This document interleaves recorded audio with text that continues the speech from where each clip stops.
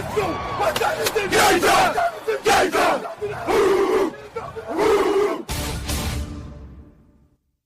to be a football game tonight now. No doubt. It's going to be a football game here. Okay. I done been here before. All right, let's go, baby. 9.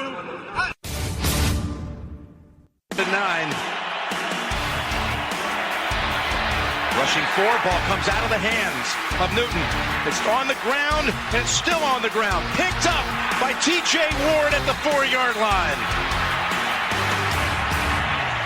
Von Miller did it again.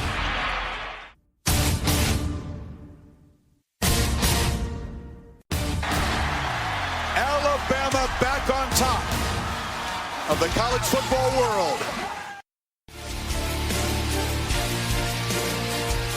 Ladies and gentlemen, football to the max. Your host, Sean Garmer, Gary Vaughn, and Randy Isbell. Hello and welcome to another Football to the Max as we begin and continue our journey in the 2016 NFL offseason analysis as we look at the AFC South, the last division in the AFC that we're going to be looking at.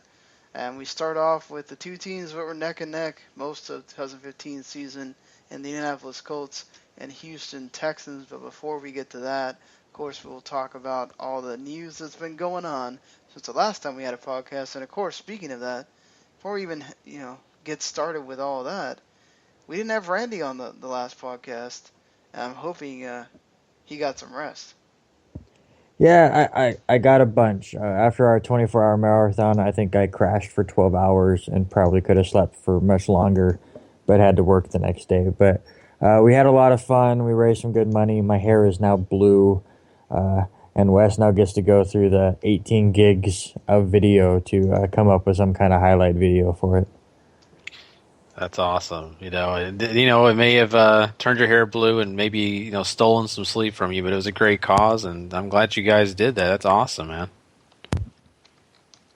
So it's definitely a positive thing, and we're just glad to have you back, man. It's just not the same. Me and Sean tried to do our best, covering a couple of teams last week, but it's just nice to have you back.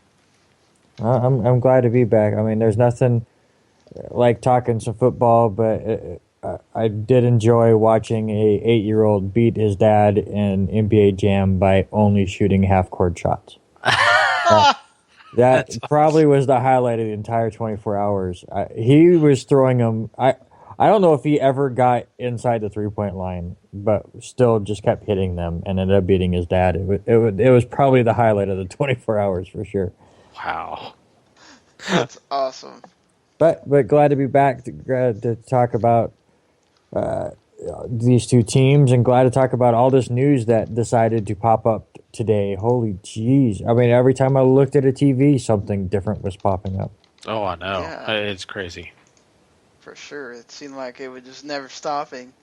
So let's get into that. But this is kind of sort of older now compared to one of the other things that have popped up. But Peyton Manning officially now retired.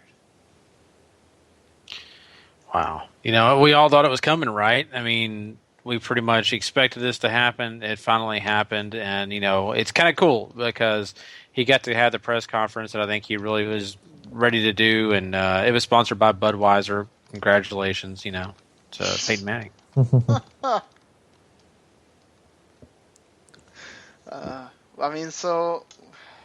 We know Peyton Manning is probably, if not one of the greatest regular season QBs ever. 2 championships, obviously first ballot Hall of Famer. I mean, where does he stand for you as far as QBs? It's so difficult. I mean, him getting that second ring definitely helps his case as far as being a top 5 quarterback of all time, because his numbers are outstanding, and you can't really look at any other quarterback ever and look at him like Peyton Manning, the way he could control an offense. When you had Peyton Manning on your team, you didn't need an offensive coordinator because he was able to read the defense better than I think anyone I've ever seen, and that includes the likes of Joe Montana and Tom Brady and all those guys. But the problem was once you got to the postseason, defenses were able to confuse him enough to get victories. And his postseason record, I think, is what's going to keep him from being the greatest of all time. Yeah, I mean, that's an interesting case for, not giving him the greatest of all time. I think it's really correct. But, I think you also have to, look at the guys he had around him. Some of those teams that he took to the Super Bowl along with, him didn't have always a great running back, had some defensive issues despite the fact that they were able to get to the big game. And I think that's where some of the failures came into play. And, I think he was also able to win despite lacking some of those things. So I think it has a case for both. But you're right. I mean, people look at rings, they look at postseason. That's what people really think about when it comes to great quarterbacks, which I agree with and I disagree with, but that's another story. But this guy definitely does deserve a first ballot Hall of Fame spot. I think he's a guy that, if anything else, you can say that he outworked people when it came to film room, preparing. He even said it during that retirement speech, and I totally agree with him. He says, I played against so many people that were better than me, but I outprepared all of them. And I agree with that. I think he did. I mean, I think there's some other guys you could say, well, this guy's a better quarterback, but, let's be honest. Peyton Manning prepared better than anyone. Yeah, for sure. I mean, that's going to be one of his trademarks is how prepared he was, how much he ran. I mean, you see so many people now, or so many of these quarterbacks, they try to do what Peyton Manning did. I mean, I remember when Romo first started doing that thing where he audibled and moved around, it was him saying, I want to be like Peyton Manning, and so many of the quarterbacks now do it, and you don't even think about it. It's just become the thing you do as a quarterback. And if you can't do it well, it's one of the things you're measured against is how much you can, on the fly, make a decision and make the play work. So yeah. I'm surprised. I really am surprised that no one had ever nicknamed him the composer. Because let's be honest, when you watched him on Sundays, especially with the Colts, now he did a little bit with the Broncos, but I just remember those years with the Colts where, I mean, he was out there and he was waving his arms and doing all sorts of funky things, letting people know what's going on, signals, throwing signals to the left or right, everywhere he was looking. It was almost like he was composing a play, or an orchestra, composing, and, an orchestra was just playing this beautiful song. And I just think that was one of my favorite things about him. I mean, I know it sounds silly, but at the same time, it shows that he had it down to a science on how that offense should work. Yeah, sure. I mean, he conducted everything. All you had to do was be in place, and he would press the button, and you'd get going. So. Yeah. Who do you guys think is going to induct him to when he does go to the Hall of Fame? I imagine Tony Dungy's going to be the guy.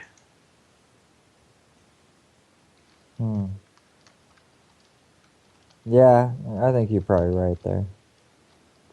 It's so funny every time he talks about thanking people and all that. Tony Dungy's always one of the top guys, and I mean, he could always, of course, have his brother or someone else do it. But I don't know. I don't know if he got Eli to do it, he'd probably just sit there and stare at the people and just hand his brother or something, staring at that glare. Oh, God, we gotta get an Eli dig in on here, but. Yeah, I mean, I just gotta be Tony Dungy for me too. I think, Tony Dungy's like that guy that he has so much respect for. He talks about. So, I mean, I don't know why, but moving on from there, certainly, one of the things that comes out of that is that Brock Osweiler has been offered 3 years, $45 million by the Broncos. It's come out today that the Houston Texans, who we're covering today on this podcast, is one of the teams that are going to go after him pretty hard. Obviously Osweiler looks like he wants to stay there. Houston would be one of those teams where I think you can safely say he's better than Hoyer. But we do know that Bill O'Brien does kind of play favorites to people, and he's also very interested in drafting his guy out of Penn State. So we'll have to see, how hardcore they do have to go after him. But do you think the Broncos are going to have a battle with some teams here? Or do you think that just knowing now, okay, I'm the quarterback of the Broncos, if I stay, no way he's leaving? No, I don't think there's going to be any kind of a battle here. I mean, it would be pretty silly. I mean, go back years ago. How weird would it have been, Aaron Rodgers is waiting years for Brett Favre to retire, and he finally retires. He goes, now I'm going to go play for the Jaguars. I mean, Houston's not as bad as the Jaguars were back then, but Denver just won a Super Bowl. And yes, Peyton Manning was on that team, but it wasn't because of Peyton Manning. Why would you sit there and wait your turn to be on this great team with a great defense and great weapons around you, and then when it's finally your shot, you go elsewhere? I think the Broncos could offer him half of what they're offering him, and he would probably take it just because of the opportunity that's going to be given to him. So I think Houston obviously should be going after him and should be throwing the kitchen sink, because I think Osweiler is a pretty decent quarterback. But the position that he is in now, where he knows he is the guy after Peyton Manning, I don't see how you can turn away from that. And I completely understand where Randy's coming from on this, and I think the smart, intelligent decision for Osweiler is to go back and play for the Broncos. But as a businessman, and of course he's going to have an agent in his ear, and his agent's going to be telling him, look, I understand that you want to be back with the Broncos. I know that's where your heart's at, but look where the money's at. The money's going to speak volumes. He's going to be pointing out guys that have played in this league that have played 2 good years, got injured, and had nothing because they didn't sign a long contract or a lucrative contract. So he's going to be encouraging him to sign a lucrative contract, especially if the kitchen sink is thrown out there for the Houston Texans. I think actually what's going to happen for me is I think it's going to really encourage the Denver Broncos to maybe increase their offer a little bit. I think if they increase it a little bit and maybe kind of get close to what the Texans are, I think you see him re-signing. But if they don't come anywhere close to the Texans, you never know. I mean, he may have to make a business decision here and say, look, I got to do what's best for my future, because I tear something, I may never play again, and I'm going to make more money. So that's just the way it could work out here. The business world is so involved in the league now, it's not funny. And I guarantee you that if this goes far enough where free agency starts, that the Denver Broncos are going to be getting a call every time a team offers something, just to be in the ear of the Broncos going, hey, this team's offering this. What are you going to do? Yep. Oh, but this team's offering this. That's what the are you thing. going The to do? Broncos have already laid down the gauntlet, so a team now just has to say, okay, well, we'll offer you 4 years and maybe a little bit less, and you got to think about it. I kind of disagree with you on the fact that it's not like Houston's a bad team. Houston has pieces in place. They go get a running back. They have a pretty damn good defense too. Yes, the Broncos have won the Super Bowl and they have that pedigree and they have the best defense in the NFL and all that stuff. But, I just think that it's not a total foregone conclusion that one of these teams that's actually pretty decent and all they need is a quarterback comes calling with a better offer. He would be dumb not to consider it. But you brought up earlier how Bill O'Brien plays favorites. That's a whole different system. I just don't see the point of Bill O'Brien's not. Somebody's got to be coming after him, and they're gonna probably tell Bill O'Brien, dude, we're bringing you this guy because you're starting him, and because you're supposed to be a quarterback guru. You make it work, or they've already told the guy, right? You better make the playoffs next year, or you better do better than you did this year, or you're out.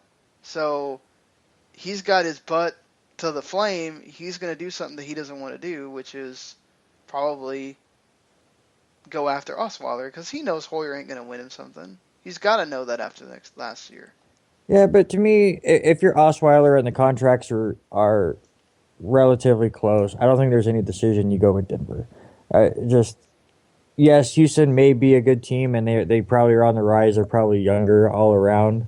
But not only is Denver the better team, they just won the Super Bowl, but that's a system that you've grown into.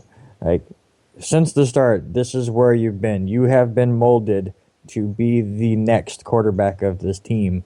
So now all of the molding and all of the preparation finally ends. It would be silly unless somebody throws out like a Jay Cutler contract at the guy to go away from that. The sad thing is, it probably is going to be some dumb person that does. Yeah, exactly. But I'll be honest with you. I mean, I think teams are going to be very interested in this guy. They're going to want to offer him money. I just don't imagine that they are going to do that. If there is one dumb team out there who offers him a ridiculous contract, that whatever. I just don't think that's going to happen. It's not smart. I don't think anybody, even Cleveland, is going to be in that discussion of offering way too much money for this guy. But I'm with Randy on this because of the fact of if you got a close contract, it's going to be kind of like, look, I know my players. I know the guys I've been playing with. I started here. I know the system. If I change locations, I'm going to learn a new system. I'm learning new people. I have to redo this all over again. I can afford to not make $4 million and stay where I'm at and feel good. So I think that's where we're coming now. If it's a difference between making $20 million somewhere in your contract, then I think he rethinks that. But, I mean, it's really hard. People don't understand that process of it is a business, but these guys have emotions. We saw DeAndre Jordan not long ago make a big decision about going with the money, and he changed his heart because, well, teammates. And these guys have those emotions too, but, they also have agents in their ears. Yeah. I mean, look, I think he does wind up with the Broncos. I'm just saying this could be a battle for a little while. I mean, who knows? I think you're right. Speaking of another quarterback, and hopefully this thing gets settled fast so we don't have to keep talking about it, because I felt like we've talked about him for a zillion weeks. RG3 officially released now, so we can, I guess, begin the whole where is he going to go, and bring up Houston again, because he's another guy that, being from Texas, is being talked about. Of course, the Cowboys, again, talking about him.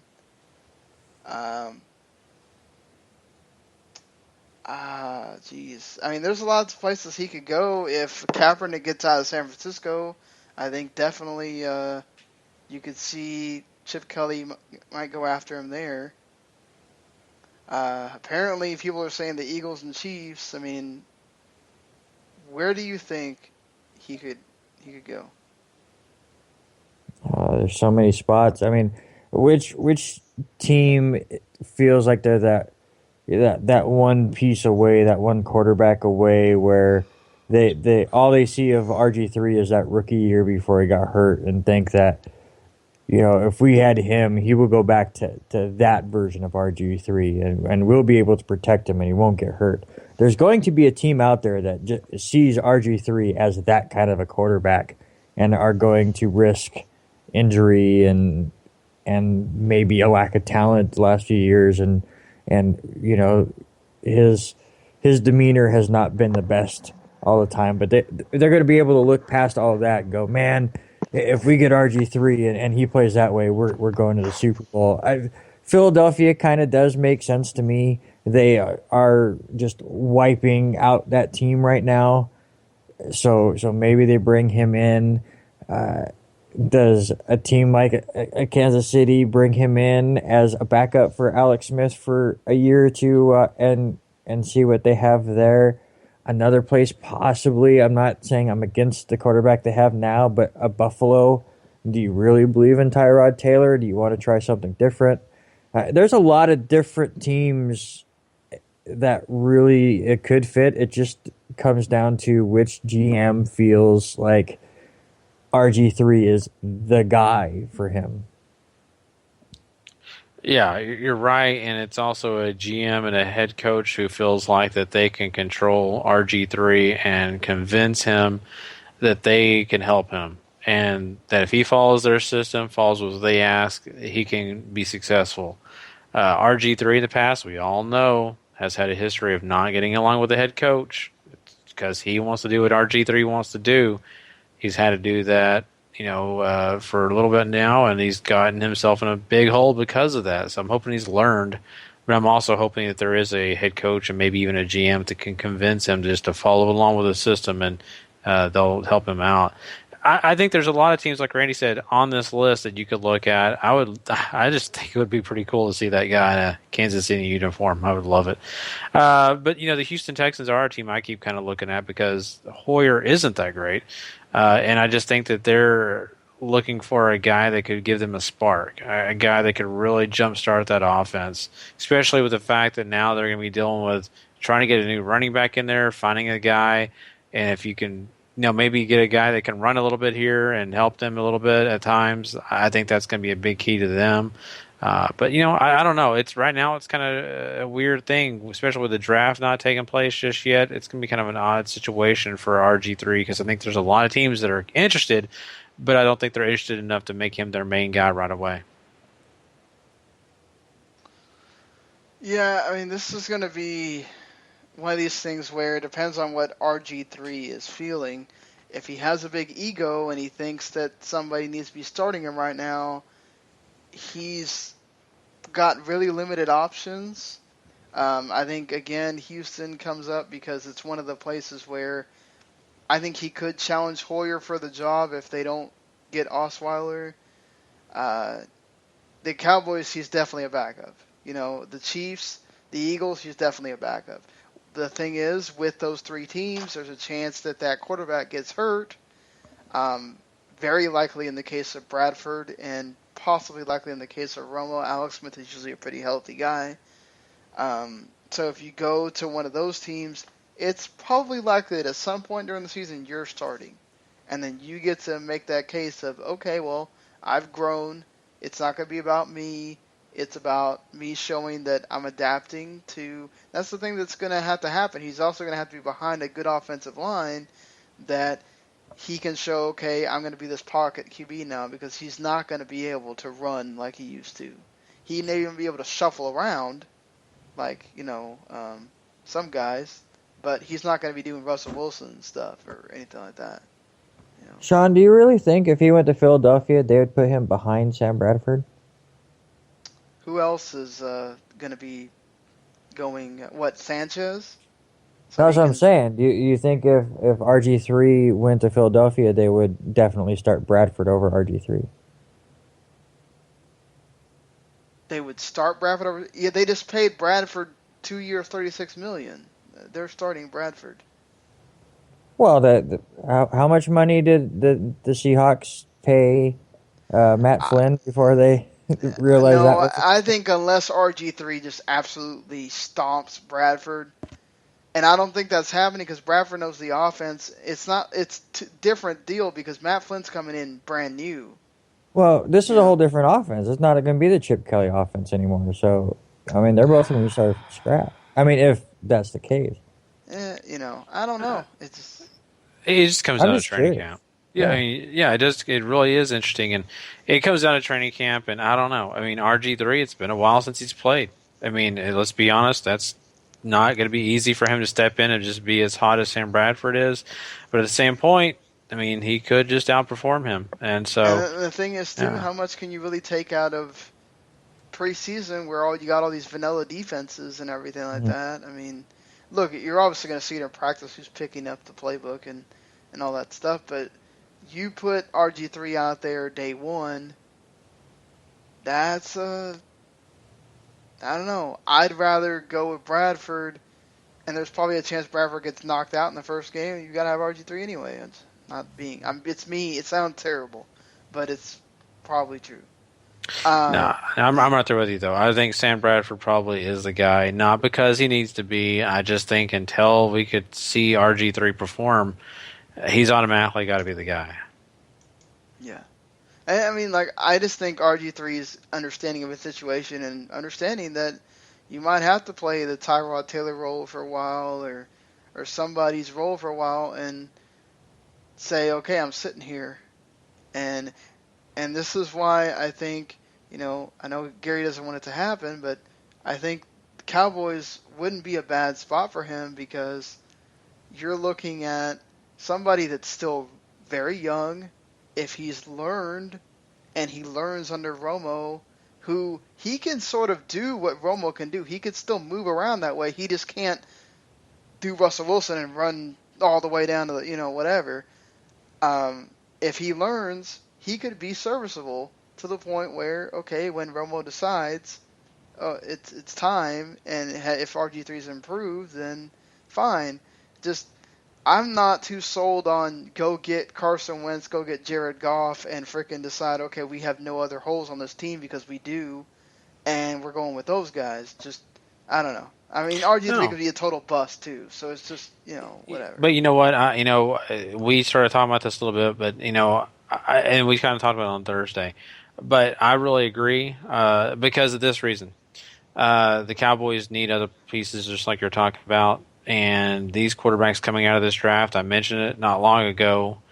These quarterbacks are not game busters. These are guys that are talked about really highly, but I don't Carson see a Wentz Mariota. is being hyped up the wazoo right He now, is, so. but I still don't see him as a Mariota. I don't even see him as a Jameis Winston. So that does not impress me enough. I am not that excited about these guys. I'd rather have a Bosa or another great player coming out of this draft defensively.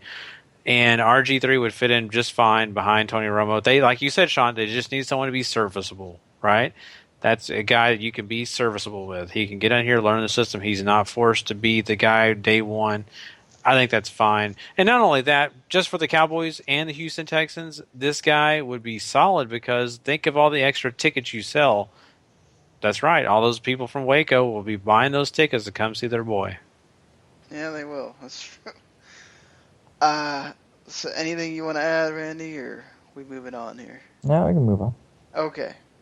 Because I can already see this will be a long podcast, apparently. Joe Barksdale signs 4-year deal with the Chargers. We don't know about the money yet. He was one of their better offensive linemen, if you can say that. He played about over 1,000 snaps, started pretty much all the games. He's an offensive lineman for a team that we watch, but let's be honest, we aren't sitting there just watching the offensive line all day. Glad that the Chargers can have some consistency in that way. So the two big things that have happened on this day here. DeMarco Murray goes to the Tennessee Titans. Randy and I debated this for a little bit. This is an upgrade over the guys they have. The Titans proved last year they had about 4 different running backs, and they opened holes for all 4 of them. They have a line that can... Now, obviously, pass blocking and run blocking, 2 different things. Pass blocking, terrible. Run blocking, they seem pretty decent at it. I think DeMarco Murray has enough in the tank, at least this year, that he's a definite upgrade. You're talking about pass this year? I don't know about that.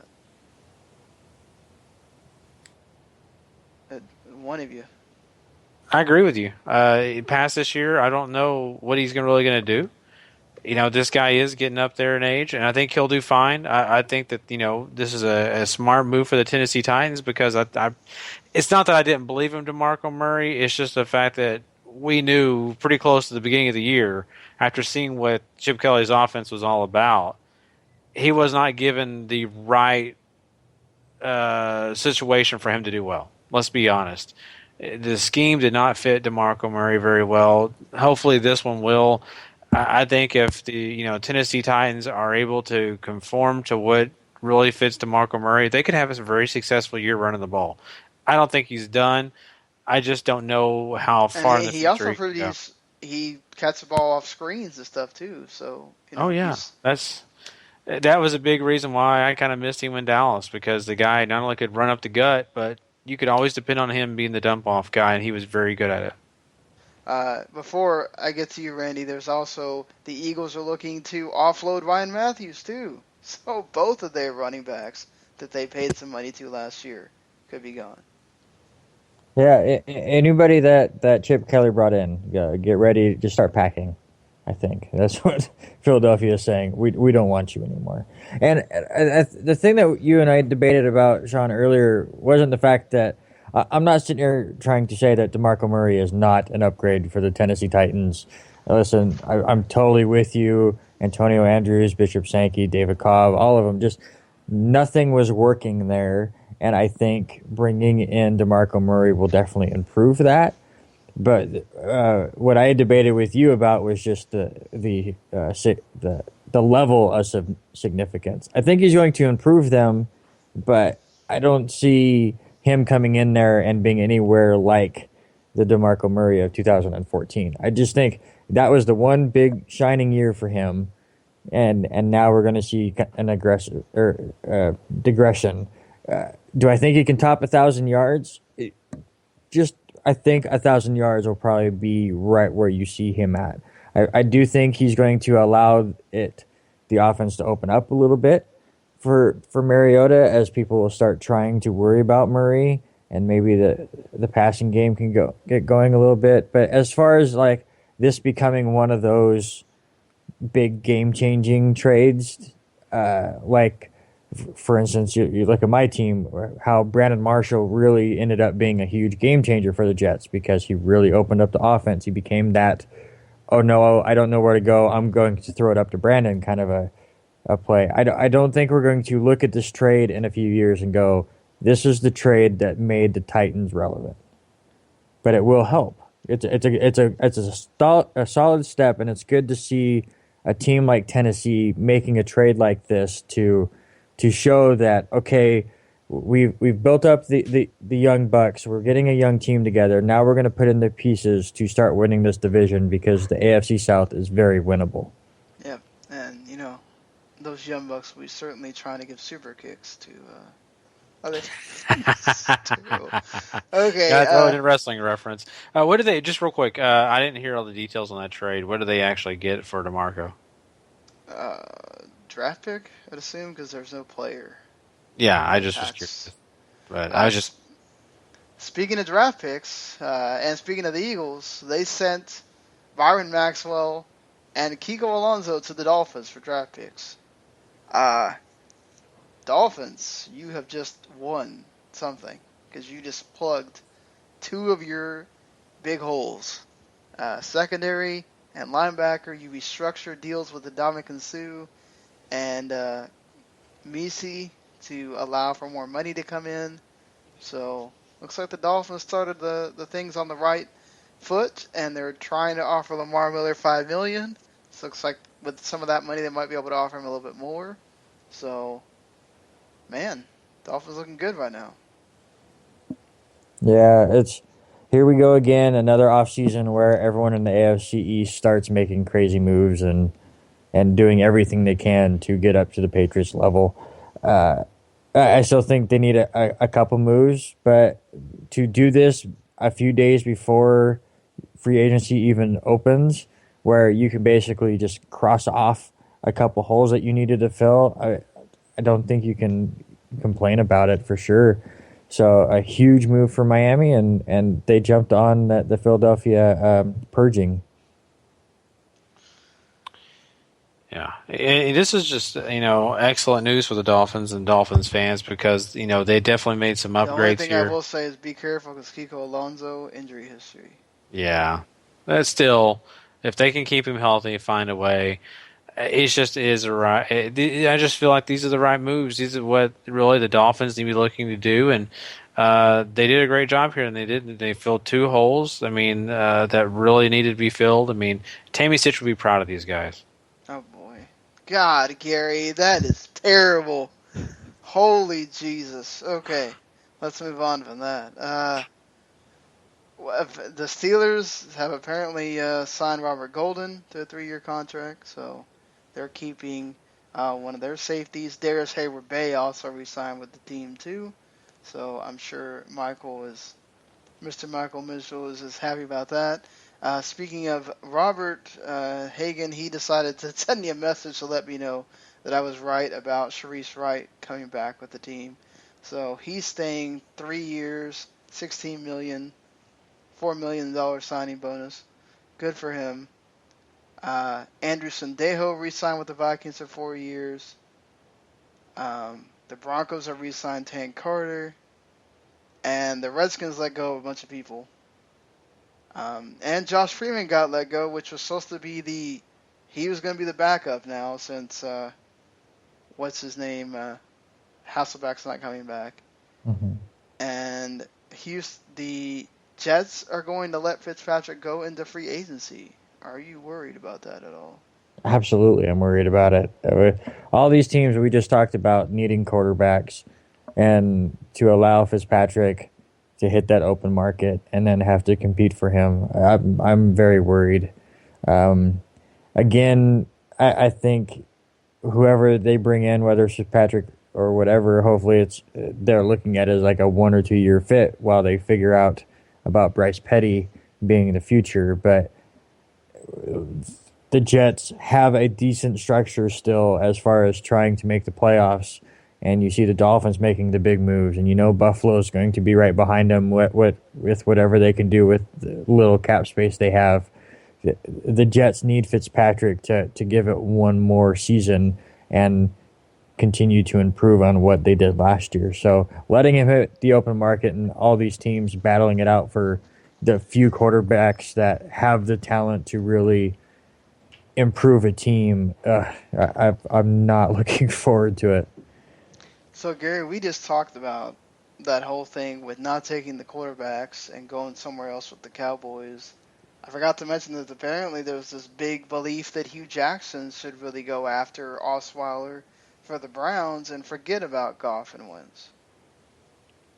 You know, I could understand where that would be in play, especially with the fact that the Cleveland Browns have been so unsuccessful in drafting quarterbacks. I mean, it's a little embarrassing. They've had high draft picks. Every year they draft a quarterback, and the guy sucks. Let's just be honest about it. So that would be a move that the guy can play in this league. The guy has some upside without him even having to really just kind of step on your field. So I think that's a positive. I think that would be maybe a smart decision on their part, to be honest with you. It's a guy that's, maybe not completely proven, but has proven enough to show you that, hey, he can lead a team. So I would not be against the notion. I just don't see it happening.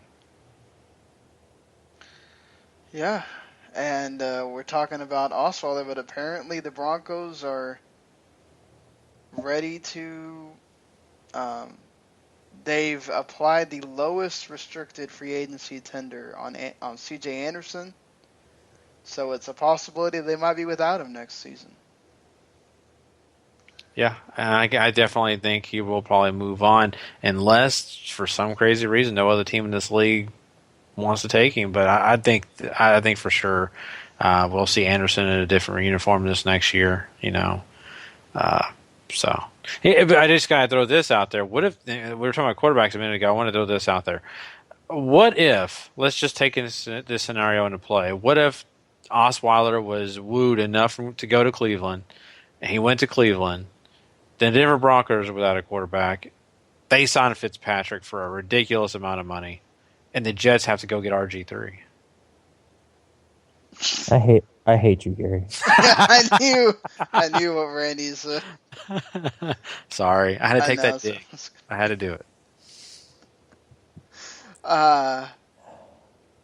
You know what else I hate? And I don't know if I think it happened after the last podcast that I wasn't on. If you guys talked about it, I'm sorry. But the other thing I hate, did you guys see that Marshawn Lynch has decided not to retire and signed a 2-year extension? With the Seahawks? Yes. I didn't even see that, but holy crap. Yep. Wow. He signed a 2-year deal with the Seahawks. And if I'm Thomas Rawls, I'm pissed right now. Yeah. I just hope when he announced that he signed that 2-year deal, did he show him with the ladder getting those shoes off the line there? Oh. Yeah, I was waiting for that. He probably videotaped himself doing that so he can show it later. No, I will say, because when I saw it, they had something about Seattle making a joke out of it, and I thought it was going to be of the cleats coming off of the wire, but they instead said, more 24 at Money Lynch is back for his 9th NFL season. No word yet on media availability. So that was good. Well, you but knew it's, he wasn't going to. What is it? Oh, Lord. He'll be, was it 12 million next year? I'm going to laugh if he's. I mean, I want him to play well because it's terrible to say, that but just, that's, man. I just hate that kind of stuff. I mean, we went through the saga with Brett. At least it's not a saga like Brett Favre, but we'll have to see, obviously, with all that. There was... So, one thing that since we're about to transition into this here, we did obviously these interviews are pre-recorded if this is your first time listening. These interviews that we have with these fans or these, analysts or whatever, they're pre-recorded. So I usually do them during the day or sometimes at night on various days. And we did this before this was announced. So you'll hear me several times ask James Fonty Foncannon about Dwayne Allen without us knowing about the fact that Dwayne Allen tonight, around almost 9 o'clock Eastern, signed a 4-year deal, which is close to $30 million with the Colts to stay with them. So now I guess they could try to apply the franchise tag to Kobe Fleener if they want to. So moving into this with Mr. Fonty, I just wanted to clear that up before you hear me talk about it. We did record this before that happened. The same thing will happen. I don't even ask him about it because he didn't seem interested in it, but Shane Leckler also signed a 1-year deal with the Texans. So we don't talk about that either. But here we go. This is about a almost 22-minute interview here with Fonty about the Colts. So here you go. All right, I'm here with the first interview tonight for the podcast, and of course, we are interviewing today. I think, as I said before we ended the last podcast, someone that's been on our wrestling podcast a bunch of times, but we tried to have him when we did these before just to start the 2015 season, and we couldn't come up with a good time to work out. But Mr. James Fonty Foncannon, how long have you been a Colts fan, Fonty? Ever. Since ever? Yeah, I bleed blue, so. All right. Well, there you go. Don't question Fonty's fandom there. So go ahead. Quick, did you notice at the Peyton Manning retirement speech, he was the only one with a blue tie, a Colts blue tie, while everyone else had on Bronco orange? Just saying. Oh, there you go. See, even though he won the Super Bowl with the other team, still feeling the Colts. So Peyton Manning bleeds that blue. So going into that 2015 season, that was supposed to be, everybody was picking the Colts for Super Bowl, all this stuff. Then Andrew Luck has his problems where he isn't feeling right. We find out that he's hurt, and he goes down, and they just don't bring him back. Matt Hasselbeck wins you guys some games, but you don't make the playoffs. You have to consider that a disappointing season, right? Both of those are attributed to one thing: no offensive line. Like, Luck kept playing hurt because he didn't want, to let us down, because he didn't know that nobody knew that Hasselbeck was going to play as well as he did. And then, due to a weak line, he gets injured. And I believe Pagano even stated that's going to be the purpose of their draft, is to focus on that offensive line, because that's where all the issues are. I mean, defense could use a little either, but we're set at running back, we're set at receivers. We need offensive linemen. The guy needs more than 2 seconds to throw the ball. Right, and it looks like, at least from what I'm looking at as far as guys that are free agents, there's no offensive lineman on that end, so that'll be a free agency look at, and of course the draft, as you already mentioned. But when you look back at that season, aside from obviously Matt Hasselbeck, is there anything positive that you take out of it? No, because they turned around and let Hasselbeck go. So they said they would not be bringing him back. So that's pretty disappointing, considering up until when he got hurt, he was killing it. Like, I think Luck won like 2 games he played in, and Hasselbeck won like every game except that last one. So that he played in. So it's just like, what are you gonna do? Like, it's really hard considering there's no really. Like, and I know people aren't a fan of this guy. Why not bring in Tim Tebow?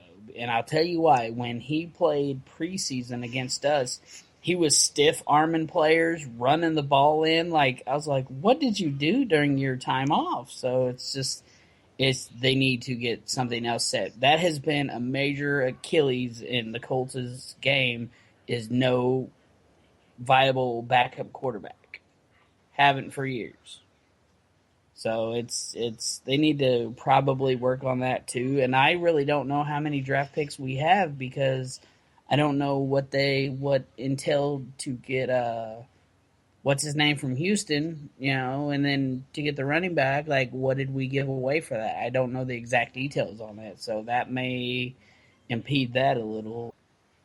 Almost $5 million, and he's unrestricted. So it looks like you need some secondary help, obviously. You got to figure out what you're going to do with Vinatieri, and both your tight ends are something you got to deal with. I mean, what would you do here? They even designated the franchise tag yet? Like, would they? They have not used it yet, and I don't really see them. Who would they use it on? I mean, the franchise tagging kickers has been kind of a thing this offseason, so. Vinatieri's retiring. To my knowledge, he's retiring. It's not he doesn't want to go somewhere else. It's he's done, I think. So it's not that's just something we're gonna have to fill in. And I'll be really surprised if they don't put a punter in that slot. So I mean, it's just we'll see, because it's just one of those things where. We still need help at defense, no matter what they say. Like, defense, we need that help, because otherwise, offenses, can't win games by themselves. Like, it just can't.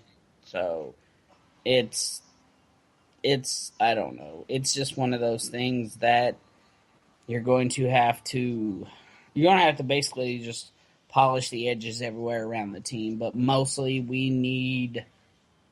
I don't know, probably you're right. We probably do need to worry about that kicking. I didn't even really, I completely forgot that he said he was retiring. They might even throw McAfee into that slot, because the guy's legs on. He kicks punts end zone to end zone, in practice. He'll do it all day long. He has no, his leg just has no give to it. So, I mean, it's and he's out there throwing blocks. What was it, the year before is it the year before or the beginning of this year? I don't remember which. He threw a block, and they made him take a drug test because he hit the dude so hard it almost knocked him out. And they said, they thought he was on something. He just caught the dude at the right angle. He was the guy was running up the sidelines, and he just led in with the shoulder. He led with a perfect hit and dropped the dude. So it was just one of those things where it just confused everybody, because how many times you see a punter throw a hit, let's get a perfect hit. So, but yeah, defense and offense, that just needs to be the goal, because everything else, I mean, we're set at. I mean, it's just, Luck's going to come back healthy. They probably need to work on a backup quarterback as well. Would you want them to break? They talked about letting Freeman come back, even though he didn't have the greatest of the one game that he played. But, like, why? Why would you, like, they need to get something solid. They just need to quit relying on maybes and possiblies and, and, well, we'll try this out. You need to go with someone with solid stats, even if it's somebody. Like, there are so many good, like, backup quarterbacks out there that because they're not names, nobody knows them, but they're throwing solid stats. Like, and most of them don't get to play. Like, the guy up in Denver, like, behind Manning, nobody saw him coming out and playing like a champ when Manning went down. Like, it was crazy. But it's one of those things where I'm just still in shock that they're not bringing Hasselbeck back. I mean, he is on the older side. He might decide himself to retire, so. Well, he probably will now, but, I mean, it was one of those things where he would have played another year had he been offered, and it wasn't like he didn't deliver. He delivered us most of our wins last year. So. Yeah. I mean, but you could also say there was times where, I mean, he was barely getting through it. I mean, because he was getting hit so much that, and at his age, it was just affecting him so much that by the time that we got to the end of the game, he was just running out of gas. But you got to look at Luck, too. Luck was taking so many hits, it was affecting him. Like, it's just, that's why the main focus has to be that offensive line. Yeah. But, yeah, they need to figure out something. Like, there's too many, like Kaepernick's trying to get out of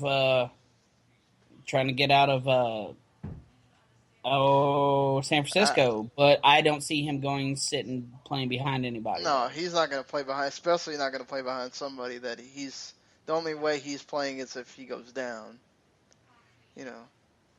Well, I think if Dallas does what the rumors say, I know you're not a fan of it, but if they pick up both those quarterbacks and keep Romo, dude, nobody's got an offense for three different quarterbacks who play three different styles. So I can see him coming and picking up RG3. I don't think they're picking up Manziel now. I'm just saying, like, that's something nobody has a defense for. Nobody's going to create a defense mid-season. You know what I mean? Like, that'd be something like the Colts should try. Like, at one point, I was really pissed that, on the quarterback, they need to. We've got good running backs. We've got two good running backs. We've got great receivers. We just need to possibly just. So what do you do with? Do you throw the money, or throw the tag at one of the tight ends, or just give the money to Fleener and let Dwayne Allen go because he was making a lot of money, almost $8 million. Yeah, and not really deliver. Right. So if it comes down to it, we got to see who's going first. Like, I wouldn't just throw that tag out before anybody declares their intent to leave. Yeah, but even if they're wanting to leave, that's what you use the tag for, so they don't leave. Yes, but as of right now, no one's really stated that they're taking off. Yeah.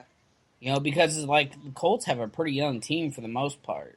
So I mean, everybody they can, and you got to remember when Manning came in, so did everyone else. So I mean, they just kind of like built that team around him.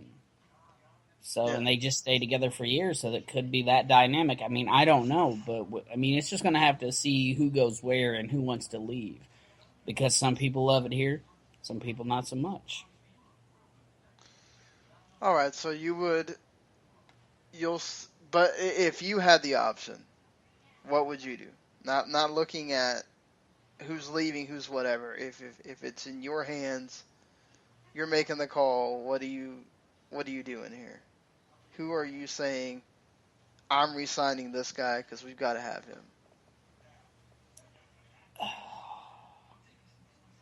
I'd try and get that Luck. But the thing is, McAfee's fine. I don't think he's going anywhere. But here's your free agents. You've got Ahmad Bradshaw, you got Kobe Fleener, Dwayne Allen, Greg Toller, Jarrell Freeman, the linebacker that you said is replaceable, Lance Lewis, the guard. You got two safeties, or three safeties, and that's pretty much it. I mean, Fleener, every time Fleener, and then I would try to sign Bradshaw right after, because Fleener puts up stats. You know, he comes through with the one-handed catches. And sometimes, like, when he can stay healthy, Bradshaw's killing it with the yards. Like, you know, but he's another one of those who's injury prone. Yeah, he works really well in that offense when he's healthy. Oh, yeah. When he's healthy, dude, he's killing it. But again, that falls on the offensive line. Yeah. That's every problem on our team starts and stops with that offensive line. And that's crazy. Yeah, because even the defense sometimes would keep you in games, but you just couldn't put up enough points, you know. Defense, when they have to, they will play. And that's my issue with them, is them only playing when they have to. Like, why not play like that all year? Like, that's what you're getting paid millions of dollars for. You know, it's just, we have a team where up until this last year, we had, went in the playoffs every year. Like, that's insane for a rookie quarterback. Every year. So it's just like, I mean, the division, we should have went in last year, but they fell apart at the end. Because, like, the division, I don't know what the hell happened to our division last year. It just, everybody fell apart. Yeah, I mean, that kind of did happen. I mean, so you got people like 0-6, like, you know, in third and fourth place. Like, what? So, it was crazy to me. But, yeah, Bradshaw and Fleener would be my... And then, almost... Freeman, it's one of those things that he wants too much money. And that's been the thing where it's been his whole deal. He's not... Like, most of the defense, it's not Freeman doing the work. It's everybody else. I'm not saying he's not... You know, stop making a stop here and there, but he's not doing what he did a couple years back. Right. So it's all like you should have asked for it then, you know, instead of now. But like, I don't know, like Hasselbeck. Now they're saying that he may not retire. He may continue playing, but there is a pretty poor quarterback market right now because everybody's set. And with RG3 becoming free, you know, and then you got Manziel out there, like it just pushes him even further down the ladder, sadly. Yeah, true. But I mean, Toller might be an issue. Vinatieri, like, I'm pretty sure, like, who's we just talking about, the punter? McAfee posted something earlier on his Twitter about thanks for da-da-da-da-da. It just sounded like it was a goodbye. Like, and that was a couple weeks back. It just sounded like he's not a free agent, so what would he be doing? Retiring? That's my only other option. No, it wasn't his goodbye. It was a goodbye to Vinatieri. Ah, okay. So I don't know what the possibility is there. Yeah. And then Whitehurst, he's a free agent, but I don't know. He's nothing. You're not. Yeah, that's nothing I would reach for. And Wynn, I don't really know about. He hasn't really done anything either. Yeah. You know, and I think they've told him that, you know, we're not really going to come after you. Boom Heron. I might. I don't know. I don't know that I'd let him just walk away. I would at least offer him something to say we tried. Because I just don't see people going after him that bad. So no, I would first and foremost, you know, go after Bradshaw and make sure that I can get that locked in first. Because, like I said, when he's healthy and he's got a line that'll let him through, he'll get the yards every time. So what would you, you know, when you're looking back at the offseason, you say it's successful because you did what three things? Played without our go-to guy. Then our backup came in, like a 50-year-old backup at that, and won most of the games. And we, you know, outside of those two, we made it out without any real bad injuries. Nobody got hurt. Like, that was the only problem with Reggie Wayne, was the past couple years, it was always something. He was always injured. Oh, no. I meant this offseason, as in, guys I got coming, you. like your draft or whatever, you would say it's successful because It's only successful if we fix the offensive line because, as I've stated, the problem starts and stops every time at that offensive line. It has to, guys have to be pulled in the office and told, this is your last year here if you do not show me something. And if you show me something, you have to continue working at that because I know that you can. But if not, you need to go. I'm not going to continue to pay you to let our $1 million quarterbacks get hurt. And that's what they're doing. And also, if you look at our offensive line, they're pretty small. They need to go for bigger. We have very small dudes playing the offensive line. Yeah. So they just need to go bigger, and why not go out and actually recruit? When's the last time an NFL team? And I'm not talking about send a team go have Pagano go and start looking at these guys who's available. Hell, what's the deal they just had was here the combine. The combine, why they and I didn't see Pagano nowhere. He should have been down on that field every day watching every one of them dudes. Because we're clearly in a rebuild. So, right. Watch for that. Alrighty, thanks for having me. Alrighty, sir. You have a good night. You too. Wait. Alright. Well, that was Fonty giving you probably more than you wanted on the Colts kicker, Pat McAfee, and many other things.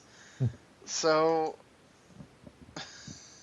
I mean, obviously the offensive line was a problem last year. No doubt about that.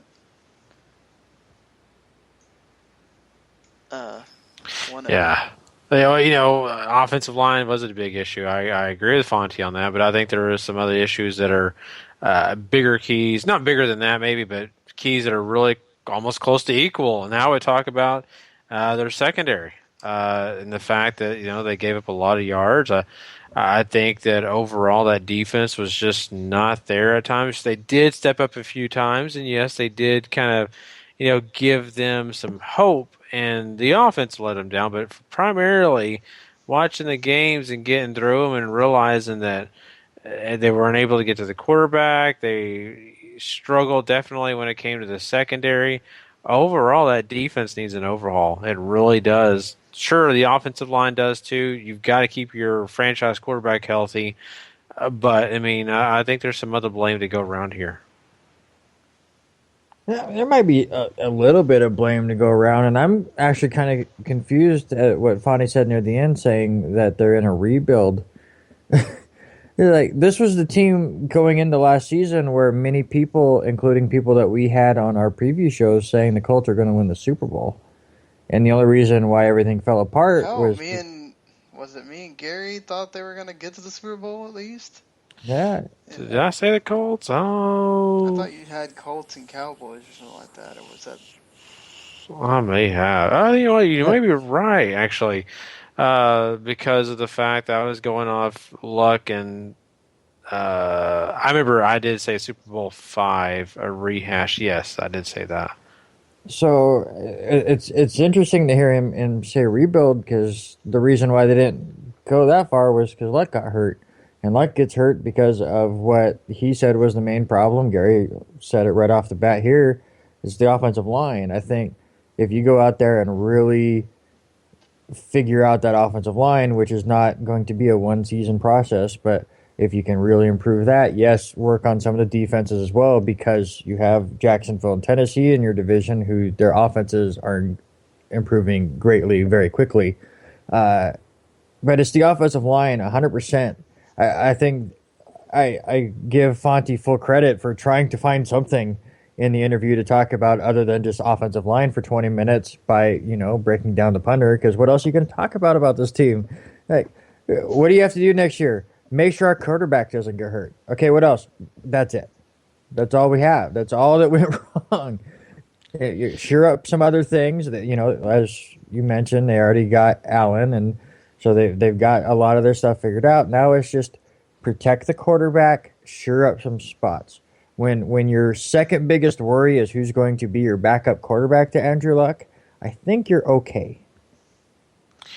Yeah, you know what? But you mentioned the the team's not going to go anywhere if that defense doesn't improve. You can block Andrew Luck all you want to. If he's not going to win shootouts every time with all these guys. But I'm still in the boat of their defense was okay, but when you put them in the position that they were, where you have Andrew Luck on one side, who it was an issue with Blake Bortles for the Jaguars, which we'll get to in a few days, but where Luck at the beginning of the year felt like he had to do everything because he had to get rid of it quick. He had to force things because he had no time. I mean, that's why the Jets completely dominate him on Monday night and really surprised me. And you could kind of see the things coming apart was the offensive line messes up Andrew Luck, who then forces things, who then made a bunch of turnovers, which put their defense in a bad position. Then you have Matt Hasselbeck, who did decently well, and they won games with him, but he wasn't doing anything special, and you're putting your defense in tough spots. I'm not saying that the Colts were an amazing defense, but I don't think they were one of the worst. There are places to improve, but if they go into next season about the same level as this season, I'm not looking at them going, oh, the defense is just going to hold them back. Oh, and they're in that division is sort of getting better, but they're also in such a weak division that you're not being able to test yourself really until you get to the postseason, and by then it's too late. Yep. Well, agree or disagree with me on this, Randy. I look at the Colts, and I kind of see what the Dallas Cowboys were dealing with at the same point. I think these guys can mirror each other. With Tony Romo going out, the defense that we'd all talked about was improved. They had added some pieces that really could help them. And then this season, that wasn't the case because really the defense struggled because of, guess what? The offense struggled. And I think that's kind of the same way with the Colts. I think, in the preseason, I was giving the Colts defense more credit because I'd seen them do better, but that also was better because Andrew Luck had played in 2014. So that was my big thing. I thought we were going to get the same formula. We didn't because of the injury at the quarterback position. So I kind of see your point, and I think I can agree on that. I think, the defense will look better if Andrew Luck comes and helps them along, So I don't think that excuses anything, though. I think they still need some upgrades. Every team in the league has got to make some upgrades. Even the Denver Broncos are going to have to make some upgrades on defense because guess what? They're going to lose guys. Things are going to happen. This is a revolving door, and so you've got to constantly upgrade. Yep, absolutely, and I totally agree with your point. I don't have the stat in front of me, but I would love to know just the difference of starting field position against the defense and where that ranked, because that makes a huge point. I mean, again, that's a lot of what the Cowboys' issues was the same thing. Tony Romo went down. The offense was not as impactful. And then all of a sudden, you as a defense are starting further back. The shorter field that you have to protect. You're going to give up more points, even if you're the top-notch defense out there. So, again, the Colts need some improvements on defense. Try to get up into that top echelon defensively if they want to be a Super Bowl champion. But to me, it's all about the offensive line. Mm-hmm. Yeah, I mean, it is all about the offensive line. It's hard to say anything else because that was the most important part of that team. But, the defense really does need to improve. I think if you're not going to franchise tag one of the either Toller or... Well, that's over, right? The franchise tag stuff is... Well, yeah, they've already... Well, I think you can't franchise tag anybody anymore if you can't... No, I believe... Yeah. That had already... Yeah, that was March 1st, I think is when it ended. So, either way, I think you get to make sure you re-sign Fleener, and then, you do what you want to do with either... I mean, Toller was set to make almost about $5 million, so you have to worry about if he's going to ask for more, do you part with him? Like Fonty said, a lot of those defensive guys sort of, take or leave. But yeah, I mean, draft needs to all be offensive line. If you can't find somebody free agency, offensive line, draft there. Yeah. And maybe you shore up some of those holes in free agency with the defensive guys. But moving on now, really? Okay. Sorry, I'm trying to do something and it's being a butt about it.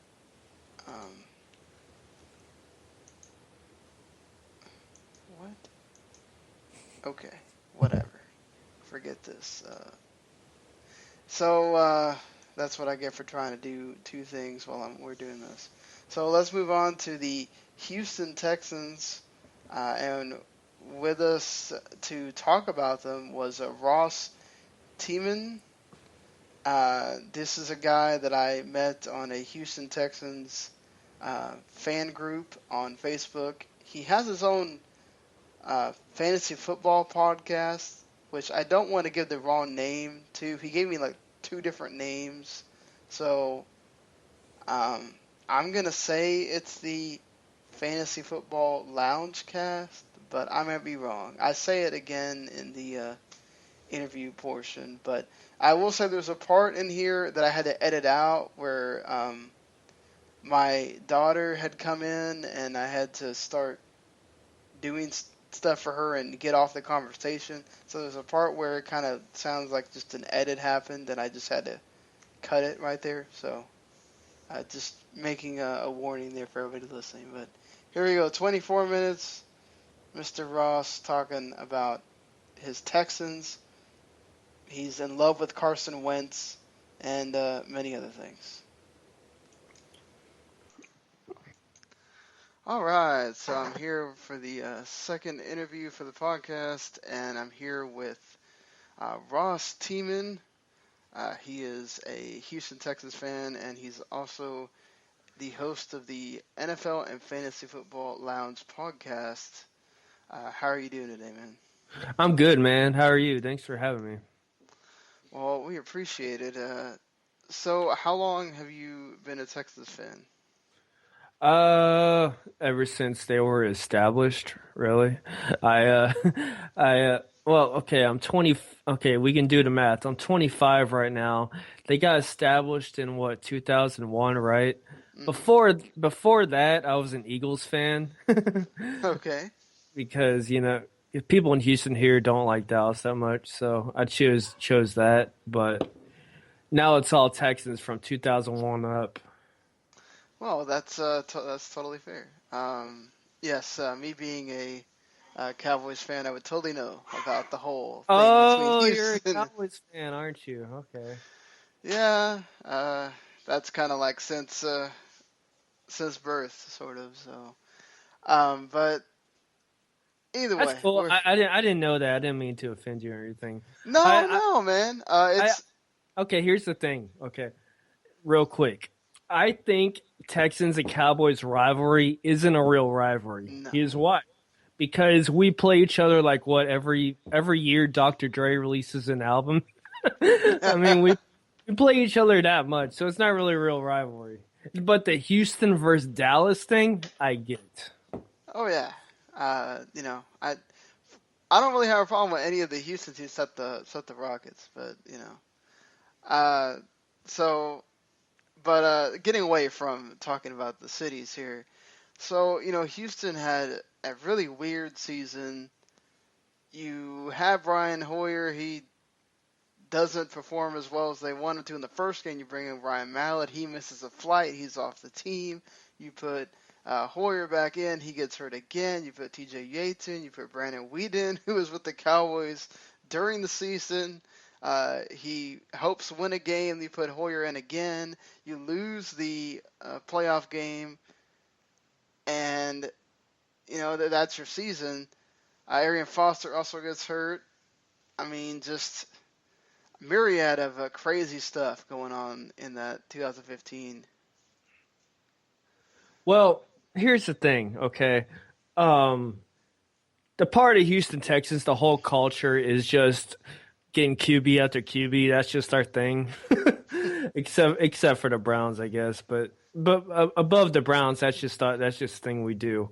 But with that being said, when it regards to the off season, yeah, we are Houston could probably be the biggest play for quarterback in the free agency among everyone else, just because we have Bill O'Brien, who is supposedly supposed to be the quarterback guru, I guess you would. But I'm not convinced yet until after next year. This is what I was telling everybody. So after next year, if we don't get a quarterback that's up to par, then I'm off the Bill O'Brien train. But for now, I have some good hopes because you have RG3, who is supposedly in play right now for the Texans. That's what they say. I don't know. But I don't like him that much. But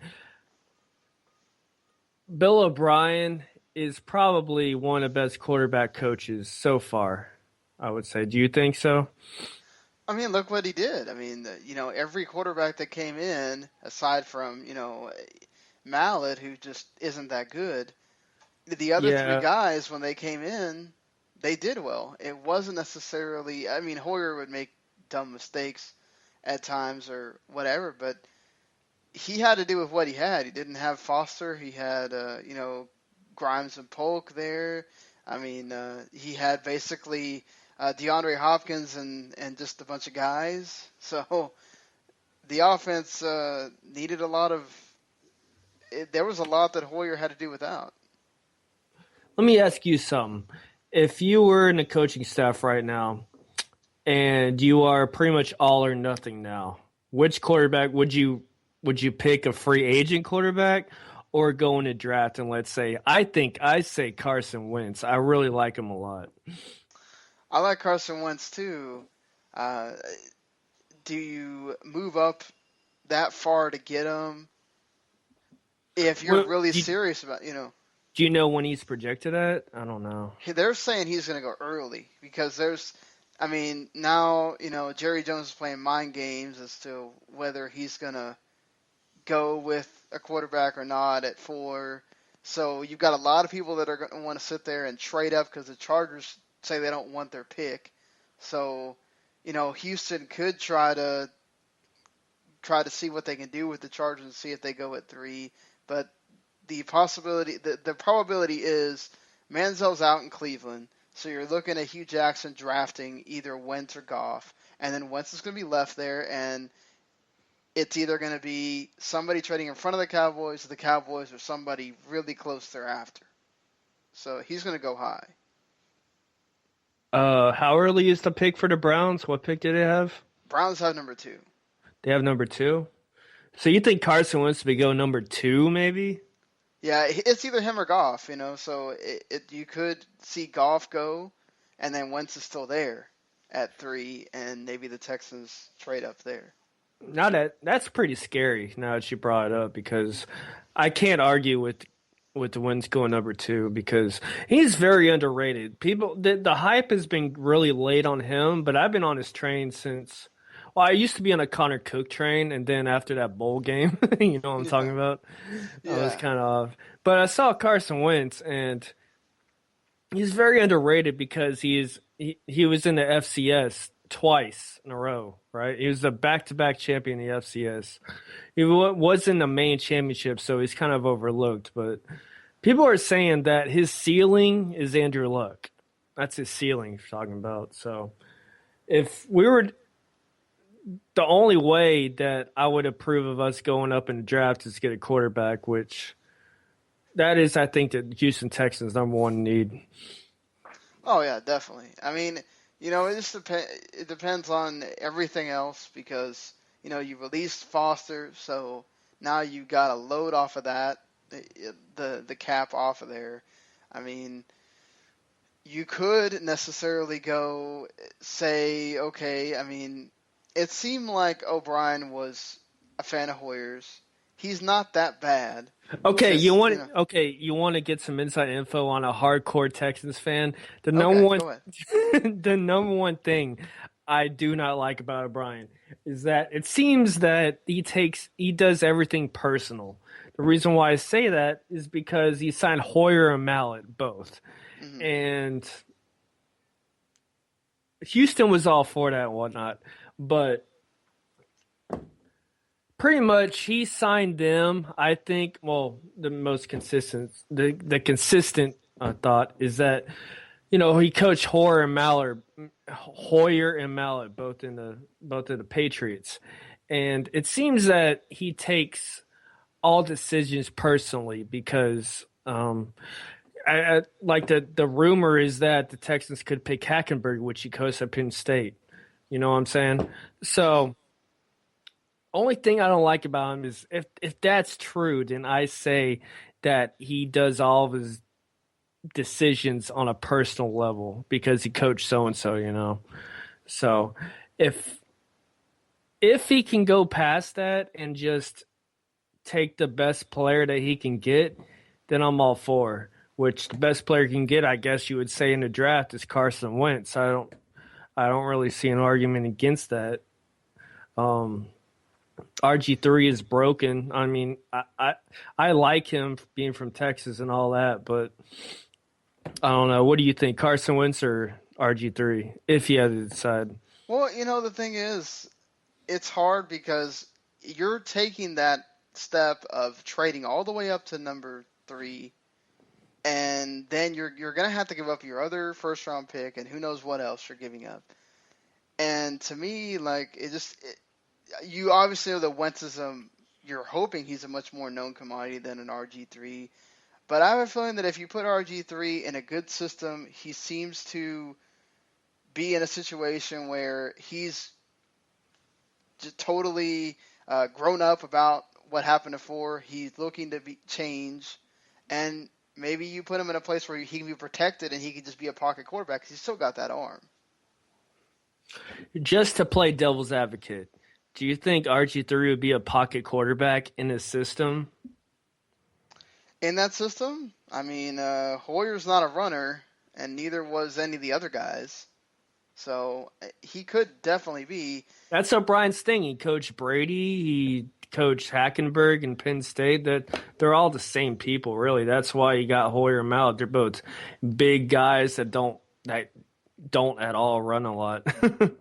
I mean, it's just, he, like you said, his knees are kind of messed up, so it would be against very good judgment for him to try to be what he used to be because he can't do that anymore. Yeah, that's true.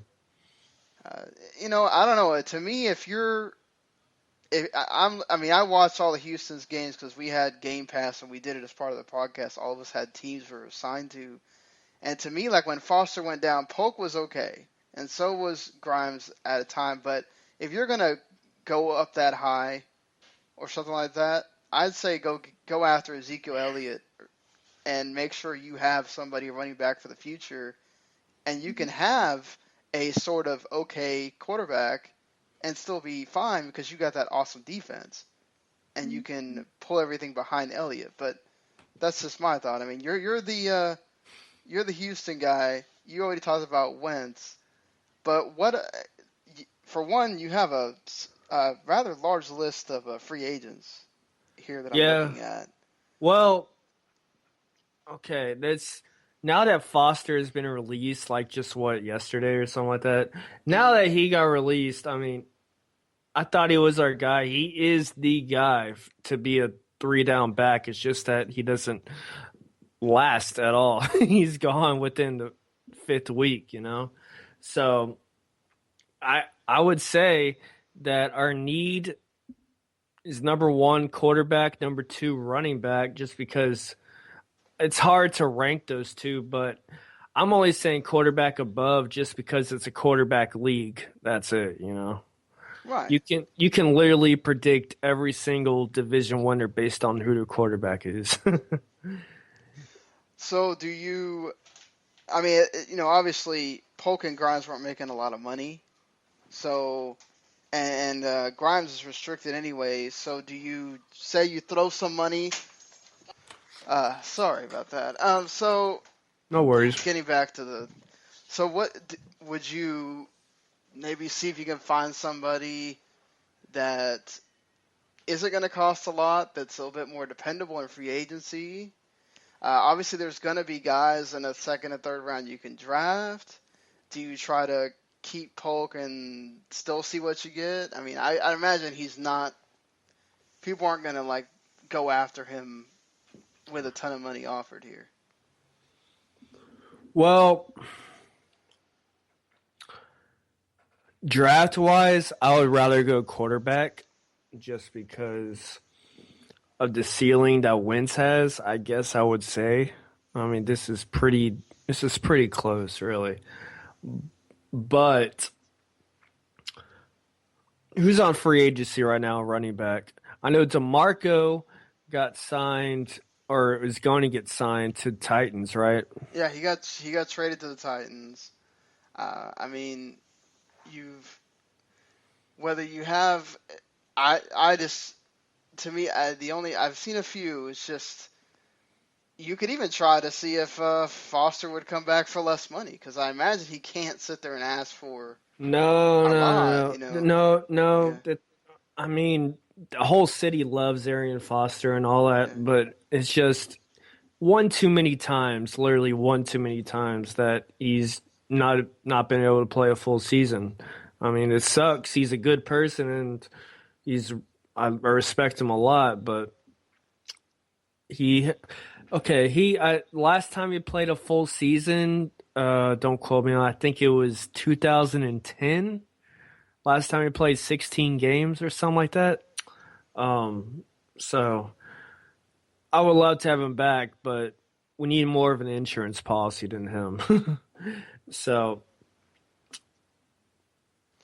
Yeah, I mean, I could totally understand that.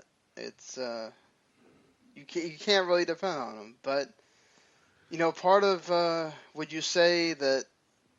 No, I'm sorry. I really like Grimes. He is a really fast, elusive back that likes to be patient and wait and then dodge every hole he sees. So he reminds me of Arian Foster. So I like him. If we were to sign him on a little deal, just to see what he's at, maybe him being I don't know if he'd be a 3-down back yet. I can't predict that yet, but if you watch Texas football, you'll see that Grimes has a whole bunch that he gets big yards a lot in a carry. He doesn't get many carries, but you know what I'm saying? He's one of those backs that when he gets the ball, he gets like 4 or 5 yards or so. Don't quote me on it, but Yeah. It's better than Chris Polk. There's a reason why he's been on. Let's see, he was on the Jets before, right? Mm-hmm. And I think that's it. I'm not sure, but I like Grimes. Period. I would rather invest a first-round pick in a quarterback than the running back, based on what we have right now.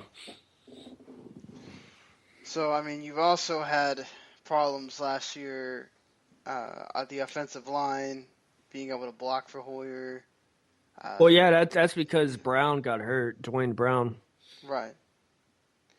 But, I mean, do you feel like you have, aside from quarterback and running back, do you feel like you have any other major needs that you're sitting here saying, okay, we got to have this before we start the season?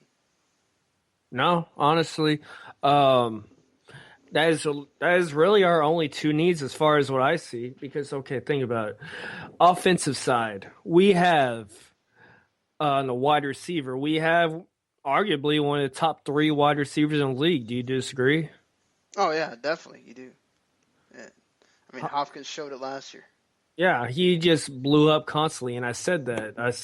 I predicted that Lil Dre is going to surpass Big Dre. So, okay, offensive-wise, quarterback, we already discussed. We need running back. We need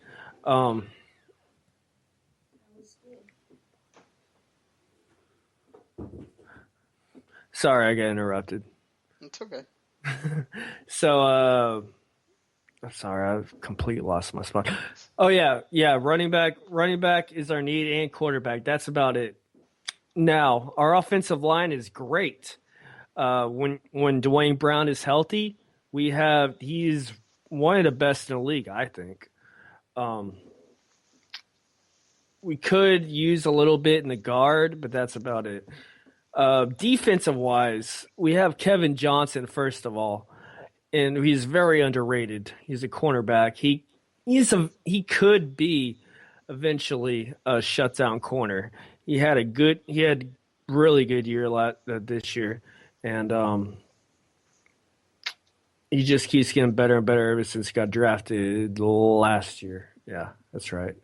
And we got J.J. Watt, which is I'm not gonna argue this, but people here think that J.J. Watt is the best football player in the league. What do you think? Oh, that's hard because obviously he's huge for that team, and you could argue he's definitely their MVP and that he could have been an MVP of the league, a couple of times. It's hard to say that a defensive lineman is the best player in the entire league. I agree a lot. Now going back to J.J. Watt real quick, if the Texans were to make the playoffs last year, not this past year or last year, do you think he would have won an MVP over Rodgers? Yes, last year. Yeah. Ooh, that would have been hard because Rodgers had one hell of a year. I think he would have gotten He would have gotten much closer, but I still think Rodgers would have won because there's a lot of people that they won't give that award to a defensive person. Last time was LT, right? Yeah. Yeah. That just shows you how highly quarterbacks are valued now. I mean, going back to the previous discussion, quarterback elite. Exactly. I mean, so you've got a Raheem Moore and you've also got Quentin Demps as free agents.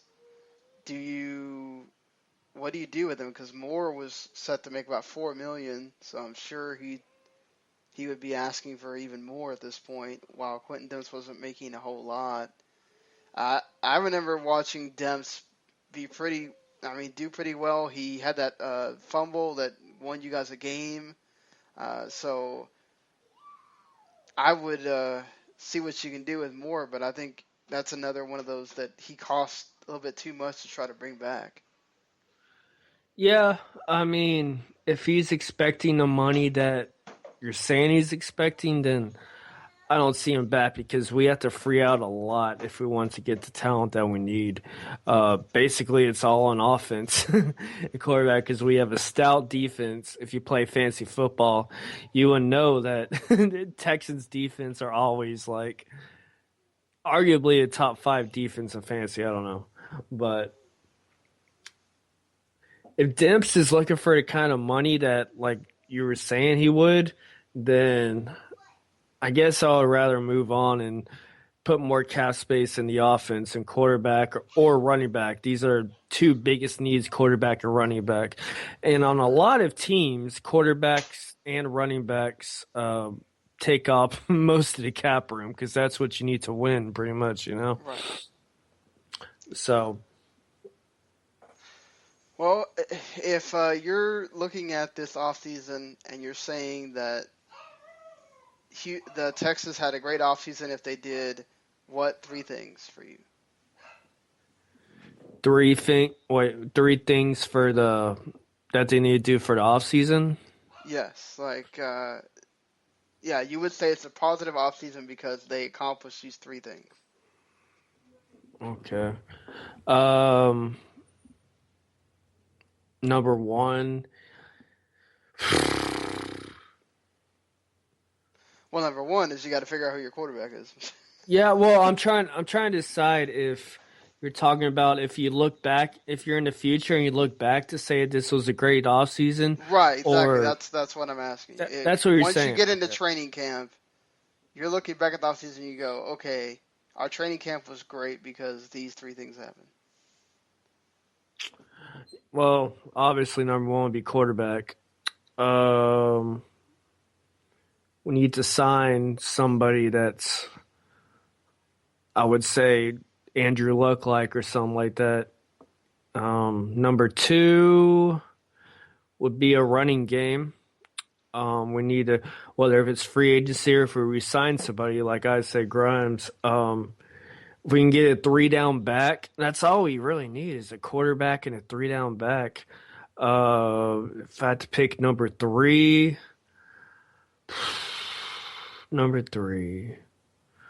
that's tough. We could use a better offensive line never hurts anybody, so we could use a guard or something like that. So quarterback, running back, and guard. All right, fair enough. Well, Ross, thank you. I think you answered all of our questions. And we're going to be doing another one of these series, when the draft is over and everybody can kind of assess what they thought their draft was like. So, we'll be back in touch then. But thank you, man, for helping out here. No problem, man. Thanks for having me. I appreciate it. All right, sir. Well, you have a good night. All right, you too, man. Later. So, that was Ross talking about the Texans. I mean, he kind of let everybody know that he was thinking about quarterback, and more quarterback.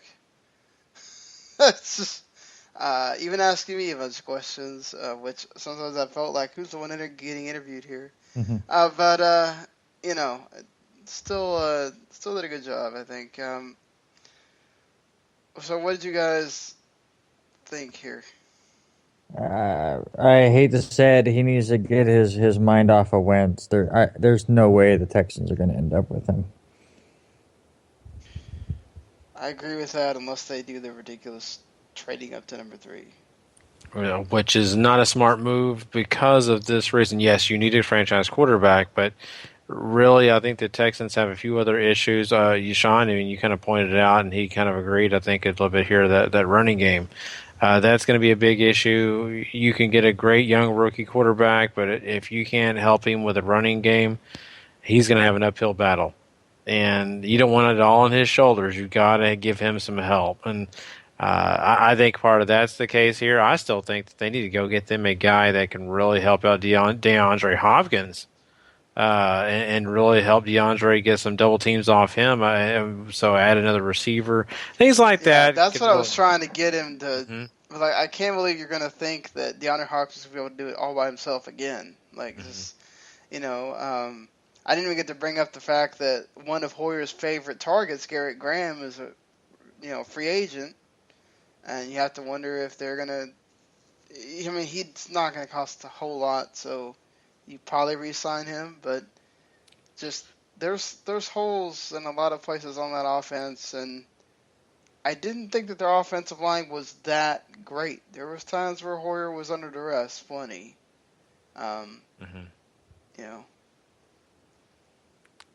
Yeah, I agree.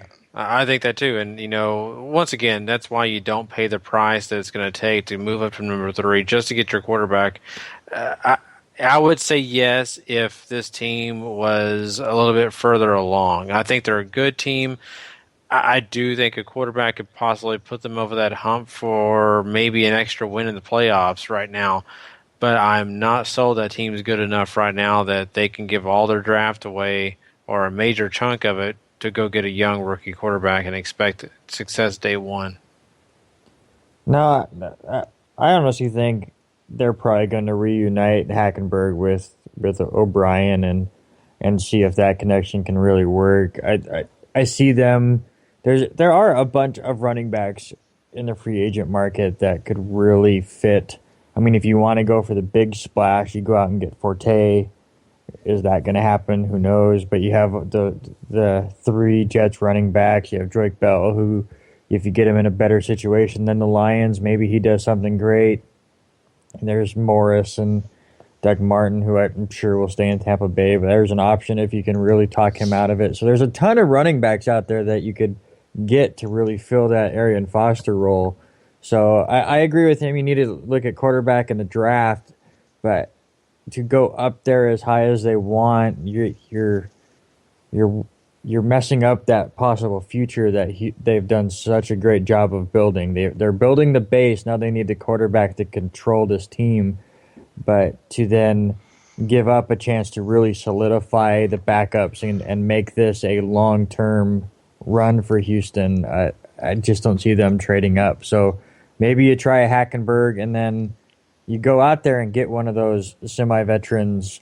Again, I hate to say it, or Ryan Fitzpatrick would be perfect to run the ship for a year or two while you make sure that this rookie quarterback that you're bringing in will learn what he needs to, and then you go from there. But definitely don't sell the ship just to get wins. Yeah.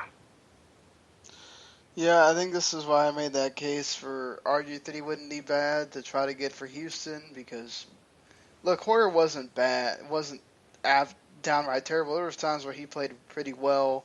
If you have another receiver there for him to throw to, I think Jalen Strong could be okay, but he's more of a third, fourth guy. He's not your second guy. Nate Washington is also unrestricted. He actually was sort of a guy that was doing okay there. But I think you kind of want somebody more dependable than him, too, so that's something you got to look at. But I look at it here, and I wonder what you're going to do with Raheem Moore, because he was somebody that was very dependable for them last year. Do you give him the money that he's going to want, or do you just go with Quentin Demps and kind of just go from there? Because, as I mentioned, Demps kind of won him a game once, and he was pretty decent as well. I think you kind of go with the younger guy, and if Moore's asking for too much, you got to let him go. But there's pieces on that defense you got to shore up a little bit too. Linebacker, you might need to make sure you go grab someone there. You know what you got on the defensive line. Just that seems to be sort of one of the only things that's kind of set for the Texans at this point. So anything else you guys want to kind of add here, or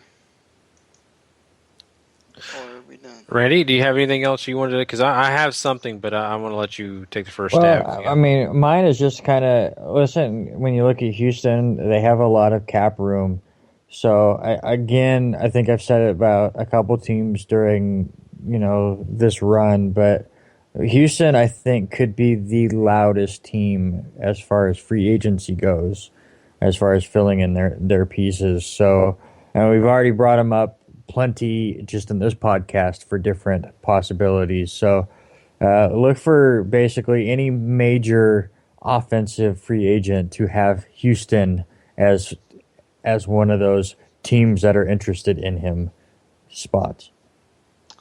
Yeah, and also not only that, but another team in this division that we'll be talking about in the next show has $90 million in cap space. They will be also looking for people. I don't know why they need to really look so much on the offensive side. They have young guys there in every spot. Offensive line, obviously, is their one big thing that they need to go after offensively, but they're going to be looking to improve that defense. So you have to wonder if every defensive move, they're going to be a name there for the Jaguars. So that'll be interesting. And we already heard, we already talked about DeMarco Murray for the Titans. So, like I said, I do know who we have for the Titans. Don't know who we have for Jacksonville right yet, but we'll figure out something. And we'll be back on Friday morning. And, of course, don't forget we are partnered with LastWordOnSports.com. Always grateful for that. I'm sorry, and I was going to tell you something. I guess you didn't hear what I wanted Randy to take it first because I have something to add before you do get out of here. At the beginning of that interview, you did hear him kind of talk about the Houston and Dallas rivalry. And most people are probably questioning that and don't understand that. I just want to say this. If you don't know anything about it, and Brandy, I'm not sure if you do either, but it's interesting. They only play each other a few times, but that's not what that is about. It truly is about the cities. It's a penis measuring contest. It really is. And so I just think that that's kind of interesting. And between our sports teams, there's, not as much heat, but when they play each other, you would think it was just a giant situation, big deal. And it literally is hate between them two. So I think that's interesting. And I think if either of these teams, I think if like Carson Wentz gets picked up by Dallas and those Houston Texans fans are expecting him to be there, there is going to be a big problem. Trust me. I grew up in a house, full of Cowboy fans. Have family that lives near Houston. So the trip down to my grandmother's in Southeast Texas was always fun on Thanksgiving Day because I had half my grandmother's house yelling against the Cowboys and hoping they died, and half of them hoping the Cowboys would win. That's how serious it would be. And if we lost, it was the worst Thanksgiving ever, Randy.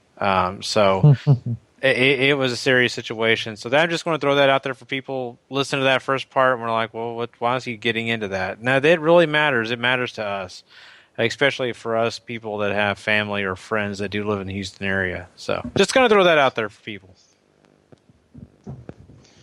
Yeah, Gary has a big point there, and Ross and I discussed it there. So, getting out of this, again, rate and review on iTunes, Stitcher, or wherever if you like the podcast. Even if you don't, just let us know. And, check out everything on the WTM Network, of course. You can go find that on iTunes and all that stuff.